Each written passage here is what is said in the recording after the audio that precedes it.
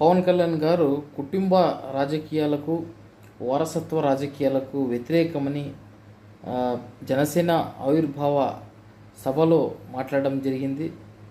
అయితే జనసేన పార్టీకి వచ్చిన ఎమ్మెల్సీ పదవిని తన అన్నగారైన నాగబాబుకి ఇవ్వడం జరిగింది. అయితే జనసేన ఆవిర్భావ సభలో ఇంకొక మాట కూడా చెప్పడం జరిగింది. సామాన్యులను నేను అసెంబ్లీకి తీసుకొని వస్తాను, పెద్ద పెద్ద వ్యక్తులను కాదని చెప్పడం జరిగింది.